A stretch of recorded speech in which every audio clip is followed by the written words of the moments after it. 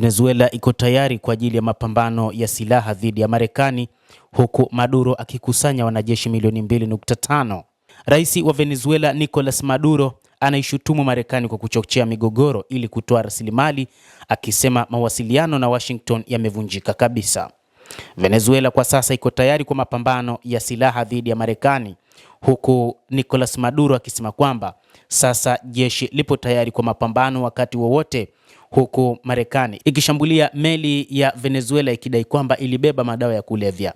Rais huyo wa Venezuela Nicolas Maduro amesema kuwa nchi yake wakati huu, kutokana na kile kinachofanywa na Marekani kushambulia meli zake, lakini pia kutishia kwa kurusha ndege zisizokuwa na rubani pamoja na meli za kivita, sasa amesema yuko tayari kwa ajili ya mapambano ya silaha ikiwa atashambuliwa na Marekani, huku akitangaza kwa kusanya wanajeshi milioni 2.5 na wanamgambo ambao wamekuwa tayari kwa ajili ya mapambano.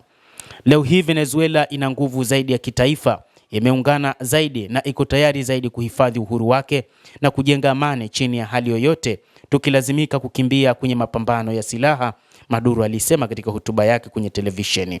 Alishutumu Washington kwa kutaka kuzusha mzozo wa kijeshi kama kisingizio cha uvamizi. Anasema waliochukua wanatafuta ni tukio la kijeshi.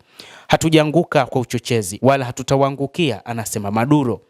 Maduro alidai kuwa madai ya ulanguzi wa dawa za kulevya ni siri ya juhudi za kupindua serikali yake na ni mpango ambao wala haupo katika taifa hilo, lakini serikali ya rais wa Marekani iliyoapa kuhakikisha itauangusha utawala huo hata kwa kutoa dola milioni 50 kama zawadi kwa yeyote atakayefanya hivyo. Sasa Maduro anasema huu si mpango wa kufuatilia dawa za kulevya, kwa sababu Venezuela si miongoni mwa nchi ambazo zinajihusisha na uuzaji na ulanguzi wa dawa za kulevya.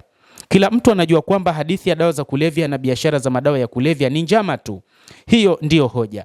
Wanataka mabadiliko ya utawala ili kukamata utajiri wa nchi yetu, ili kudhibiti hifadhi ya mafuta ya nchi yetu, anasema Nicolas Maduro.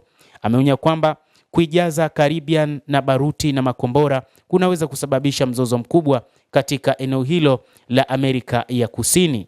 Maduro amesema kwamba Marekani na dunia nzima wanajua kwamba hii ni operation ya kijeshi ya kutisha na kutafuta mabadiliko ya utawala, kuyumbisha Venezuela na kukamata na kuiba mafuta yetu, gesi, chuma pamoja na dhahabu.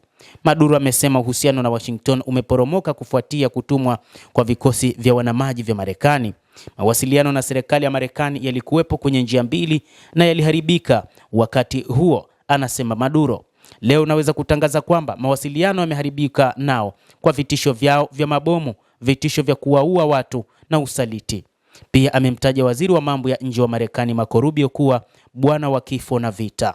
Kauli yake hiyo imekuja saa chache kabla ya habari kuibuka kuwa jeshi la Marekani liligonga mashua iliyodaiwa kusafirisha mihadarati kutoka Venezuela na kusababisha vifo vya watu 3 baada ya shambulio la awali la Septemba 2 lililosababisha vifo vya watu 11. Mvutano umezidi kuongezeka tangu ikulu ya White House ilipoiteua Venezuela ni nchi na ni shirika la kigaidi mnamo mwezi Julai kwa madai ya kuwa uhusiano na maafisa wa Venezuela sasa haupo.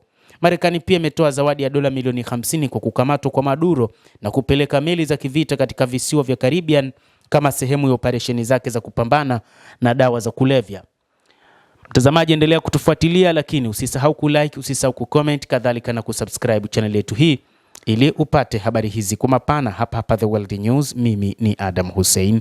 Endelea kuwa nasi wakati wote, endelea kutufuatilia uyajue mengi yanayojiri duniani kupitia hapa The World News.